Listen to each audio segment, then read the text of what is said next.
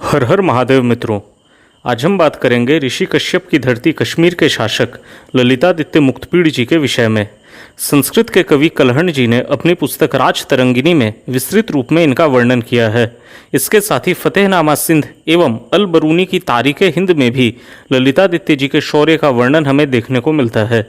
चीन की पुस्तक शिंग टैंग शू, जिसमें वहाँ के टैंग राजवंश के विषय में लिखा हुआ है, इस पुस्तक में भी हमें ललितादित्य जी का वर्णन मिलता है।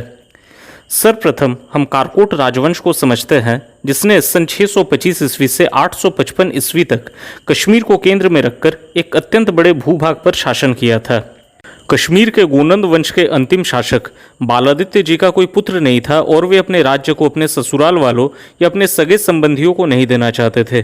तब उन्होंने अपनी पुत्री अनंग लेखा जी का ब्याह अपने ही सभा के विश्वास पात्र दुर्लभवर्धन जी से करवाया और उन्हें अपना राज्यभार दे दिया।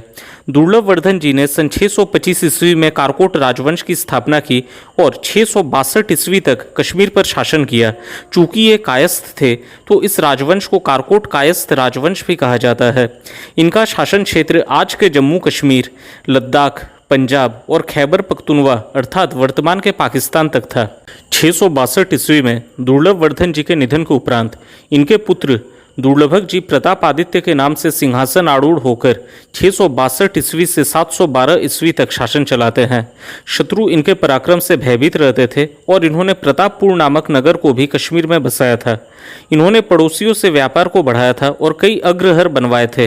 अग्रहर वो भूमि होती है जो राजा ब्राह्मण को दे देते हैं और उस भूमि से हुए आय को धर्म के कार्य में, जैसे कि तीर्थ स्थलों और मंदिरों के लिए व्यय किया जाता है।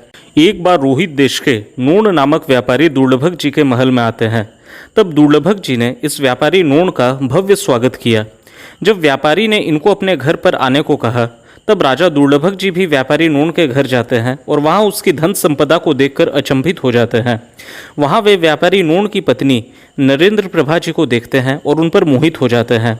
दुर्लभक जी एक अत्यंत विवेकवान और सदाचारी पुरुष थे, तो वे बिना कुछ कहे ही अपने महल आ जाते हैं और नरेंद्र प्रभा जी का चिंतन करते हुए अस्वस्थ होकर मरणासन्न हो जाते हैं। तब व्यापारी नोण इनसे मिलने आते हैं और उनसे मिलकर वे सब घटना को समझ जाते हैं।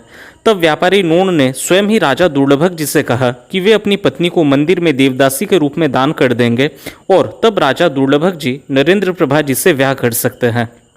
अंततः दुर्लभक जी ने नरेंद्र प्रभा जी से ब्याह किया और इस दंपत्ति ने 4 पुत्रों को जन्म दिया, जो कि इतिहास में चंद्रपीड़ अथवा वज्रादित्य, तारापीड़ अथवा उदयादित्य, ललितादित्य मुक्तपीड़ एवं अविमुक्तपीड़ के नाम से प्रसिद्ध हुए।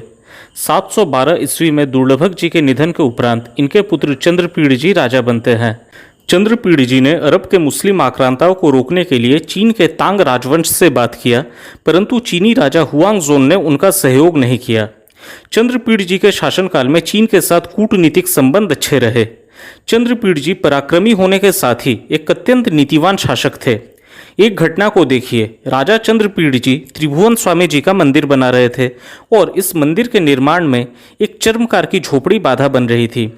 चंद्रपीड़ जी ने तब उस चर्मकार को मनवांछित धन देकर उससे वो झोपड़ी ले लेने का प्रयत्न किया, परंतु वो चर्मकार बार बार ये कहता रहा कि ये मेरी जन्मस्थली है और मैं इस झोपड़ी को नहीं बेचूंगा।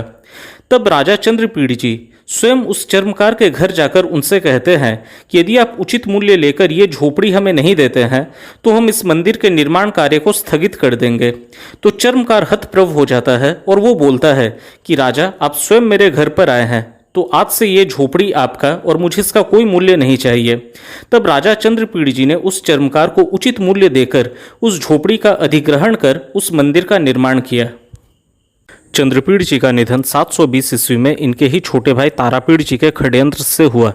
कवि कलहण जी के अनुसार तारापीड़ ने मांत्रिक के अभिचार से अपने भाई की हत्या की थी। तारापीड़ अत्यंत क्रोधी और एक अक्षम शासक था। 720 ईस्वी से 724 ईस्वी तक शासन कर यह स्वयं भी ठीक अपने बड़े भाई चंद्रपीड़ जी की भांति ही यमपुरी चला गया एवं इसके राज्य के ही कुछ मांत्रिकों ने इसके विरुद्ध अभिचार किए थे। तब 724 ईस्वी में ललितादित्य मुक्तपीड़ जी कश्मीर के शासक बनते हैं। बचपन से ही ललितादित्य जी पराक्रमी और साहसी थे। वर्षों के कठिन परिश्रम, अनुशासित जीवन शैली और नियमित व्यायाम ने इनको एक अत्यंत बलशाली योद्धा बना दिया था। ये निरंतर लंबे लंबे युद्ध लड़ने में भी सक्षम थे। ललितादित्य जी स्वयं एक उत्कृष्ट लेखक एवं एक उत्कृष्ट वीणा वादक थे और कला के क्षेत्र में ये अत्यंत दक्ष थे। इनका विवाह कमला देवी जी एवं चक्रमर्दिका जी से हुआ था। प्रसिद्ध इतिहासकार रमेश चंद्र मजूमदार जी की पुस्तक प्राचीन भारत अर्थात एंशियंट इंडिया के अनुसार सर्वप्रथम इन्होंने अंतर्वेदी राज्य के शासक पुष्यभूति वंश के सुप्रसिद्ध शासक हर्षवर्धन जी के वंशज यशोवर्मन जी को युद्ध में पराजित किया। यशोवर्मन एक पराक्रमी योद्धा थे और ललितादित्य जी के साथ युद्ध नहीं लड़ना चाहते थे। इनके राज्य अंतर्वेदी की राजधानी कान्यकुब्ज थी, जिसे आज हम कन्नौज के नाम से जानते हैं। तब इन्होंने एक संधि प्रस्ताव ललितादित्य जी को भेजा, जो कि इस प्रकार था: यशोवर्मन ललितादित्योः संधिर्भूत इति। इसमें यशोवर्मन जी का नाम पहले और ललितादित्य जी का नाम बाद में आता था। ललितादित्य जी ने इसे अपनी अवहेलना मानकर तब यशोवर्मन जी के राज्य अंतर्वेदी पर आक्रमण कर उनको लज्जाजनक ढंग से पराजित किया। भवभूति जैसे महाकवि जो यशोवर्मन जी के सम्मान में कविता पाठ करते थे, उनको भी ललितादित्य जी का स्तुति पाठ करना पड़ा। उन्होंने यशोवर्मन जी को पूर्णतः पदच्युत भी नहीं किया था। ललितादित्य जी ने दक्षिण भारत के कर्नाटक में महारानी रट्टा जी का सामना किया। महारानी रट्टा जी ने ललितादित्य जी की अधीनता स्वीकार कर ली। तब ललितादित्य जी ने उनके राज्य को विदेशी आक्रमणों से बचाया और उनके साथ मित्रतापूर्ण संबंध रखे।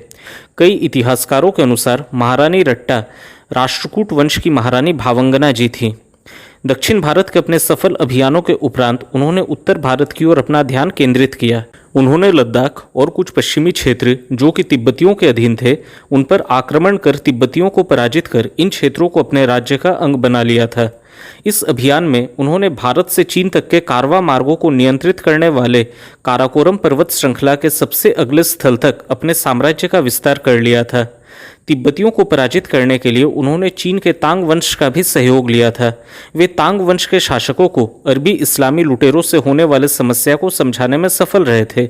उन्होंने तिब्बतियों को पराजित कर वर्तमान के बांग्लादेश और उसके पूर्वी क्षेत्रों को भी जीत लिया था और बंगाल की खाड़ी से भी आगे तक के क्षेत्र को अपने राज्य का अंग बना लिया था। इसके बाद उन्होंने तुर्किस्तान और ट्रांसऑक्सियाना को भी जीत लिया, अर्थात आधुनिक उज्बेकिस्तान, तजाकिस्तान, दक्षिण किर्गिस्तान और दक्षिण पश्चिम कजाकिस्तान को उन्होंने जीत लिया, या यूँ कहे कि मध्य एशिया के एक बहुत बड़े भूभाग को उन्होंने जीत लिया। कुछ इतिहासकार मानते हैं कि उन्होंने पीकिंग अर्थात वर्तमान के बीजिंग शहर को भी जीत लिया था। इस पर इतिहासकारों के दो मत हो सकते हैं, परंतु यह तय है कि वर्तमान का जो चीन है उसके बड़े क्षेत्र को युद्ध में जीतकर उन्होंने उस पर शासन किया था। 8वीं सदी के प्रारंभ से ही अरबों ने काबुल पर आक्रमण करना प्रारंभ कर दिया था और मुस्लिम आक्रांता सिंध के मार्ग से उत्तर भारत पर आक्रमण करने का प्रयास कर रहे थे। मुहम्मद बिन कासिम नाम का लुच्चा बलात्कारी जिसे बप्पा रावल जी ने पीट पीट कर भगाया था, वो इसी कालखंड का था। कई लोक कथाओं के अनुसार मेवाड़ के बप्पा रावल जी एवं ललितादित्य मुक्तपीड़ जी परम मित्र थे एवं इन दोनों ने संयुक्त रूप से लड़कर कई विदेशी आक्रांताओं को धूल चटाया था। जिस समय काबुल और गांधार के राज परिवार इन आक्रमणों में उलझे हुए थे, उसी समय ललितादित्य जी अपनी विजयी सेना के साथ दर्दिस्तान से काबुल होते हुए तुर्कमेनिस्तान की ओर बढ़ते हैं और वहां के अरबी शासक मोमिन बुखारा को 4 बार युद्ध में पराजित कर तुर्कमेनिस्तान को जीत लेते हैं। अल बरूनी ने लिखा है कि कश्मीर में एक वार्षिक उत्सव मनाया जाता है जो कि सम्राट ललितादित्य जी के तुर्कमेनिस्तान विजय को संस्मरणीय बनाने के लिए चलन में आया था। अब ललितादित्य जी के साम्राज्य की सीमाएं पश्चिम में कैस्पियन सागर से मिलती थी और उनकी सेना अरण्यक अर्थात पर्शिया या आज के ईरान तक आ गई थी। अरबों के प्रति उनका रोष ऐसा था कि वे युद्ध में उन्हें पराजित कर उनके सर को आधा मुड़वा देते थे। इन विजयों के उपरांत उन्होंने परिहासपुर को अपनी राजधानी बनाया और वहां उन्होंने महल एवं कई मंदिरों का निर्माण करवाया, जैसे मार्तंड सूर्य मंदिर, परिहास केशव मंदिर जिसमें 3600 किलोग्राम चांदी से बनी हुई परिहास केशव जी की मूर्ति थी, मुक्त केशव मंदिर जिसमें 979 किलो सोने से बनी हुई मुक्त केशव जी की प्रतिमा थी, गोवर्धन केशव मंदिर और महावराह मंदिर प्रमुख हैं। मार्तंड सूर्य मंदिर जो कि एक उत्कृष्ट वास्तुकला का उदाहरण है। अप्रतिम वास्तुकला से सुसज्जित इस मंदिर को भगंदर से नाम वाला एक लुच्चा सिकंदर शाह मीरी ने 15वीं शताब्दी के प्रारंभ में तोड़ दिया था। वो लुच्चा कमीना भगंदर कई मंदिरों को तोड़कर अपने नाम के साथ बुतशिकन का उपनाम जोड़ लिया था, अर्थात बुत को नष्ट करने वाला। अपने खंडित स्थिति में भी इस मंदिर की भव्यता देखते ही बनती है। हैदर चलचित्र का गीत बिस्मिल बिस्मिल का चित्रण इसी मंदिर में किया गया था एवं इस गीत के उपरांत इस मंदिर को स्थानीय मुसलमानों ने शैतान की गुफा के नाम से प्रचलित कर दिया। इसके साथ ही उन्होंने अपने राज्य में कई स्थलों पर कई मंदिरों का निर्माण करवाया था जो कि वास्तुकला की दृष्टि से अप्रतिम थे। उन्होंने भगवान नरसिंह जी की मूर्ति बनवाकर उस मूर्ति को उसके चुंबकीय प्रभाव से हवा में लटका दिया था। उन्होंने भगवान बुद्ध की प्रतिमाओं और मंदिरों का निर्माण एवं संरक्षण किया था।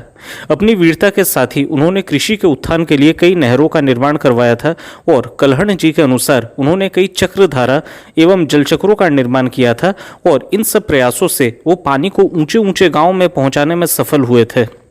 अपने प्रशासन को ठीक से चलाने के लिए इन्होंने 5 नए पद बनाए थे और इन 5 पदों को संयुक्त रूप से पंच महाशब्द कहा जाता था।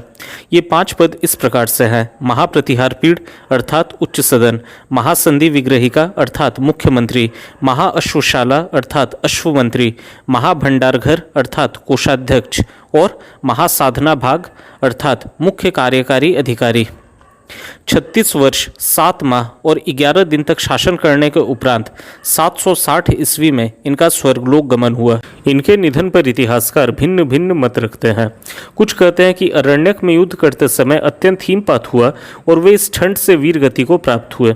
कुछ कहते हैं कि इन्होंने आत्महत्या कर लिया था क्योंकि उन्हें भय था कि एक राजा के रूप में इनकी ख्याति नष्ट हो जाएगी, और कुछ कहते हैं कि पांडवों की भांति ही उत्तर पथ पर वे अपनी सेना के साथ लुप्त हो गए थे।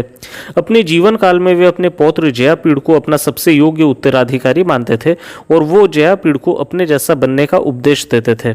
इनकी दूरदृष्टि सही प्रमाणित होती है और इनके निधन के उपरांत इनके ज्येष्ठ पुत्र कुवलयादित्य जी मात्र 1 वर्ष 7 महीने शासन कर सन्यासी बन जाते हैं।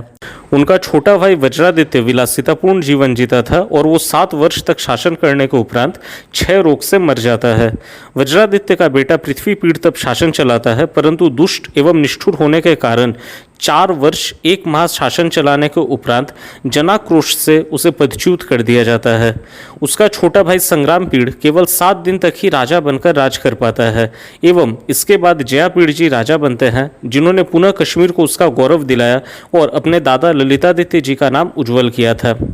हरमन गोएट्स जैसे विदेशी इतिहासकार भी कल्हण जी के राजतरंगिनी में वर्णित ललितादित्य जी से संबंधित इन घटनाओं की पुष्टि करते हैं। स्टैन्स ट्रांसलेशन ऑफ राजतरंगिनी में इतिहासकार स्टैन कहते हैं कि ललितादित्यकालीन नगरों, कस्बों एवं भग्नावशेषों को पूर्णतः खोज पाना संभव नहीं है, परंतु जो भी अवशेष हमें मिलते हैं वो उनके उत्कृष्ट निर्माता होने की बात को प्रमाणित करते हैं। अब सोचिए कि उन्होंने अपने राज्य कश्मीर का विस्तार उत्तर में तिब्बत व वर्तमान के चीन के कुछ क्षेत्र से लेकर दक्षिण में द्वारका और कोंकण तक, पूर्व में उड़ीसा और बंगाल से भी आगे तक और पश्चिम में मध्य एशिया और कैस्पियन सागर तक किया था। नमन है ऐसे परम प्रतापी वीर को। यदि आपको ये वीडियो अच्छा लगे तो इसे लाइक और शेयर करें एवं हमारे इस चैनल को सब्सक्राइब करें। धन्यवाद।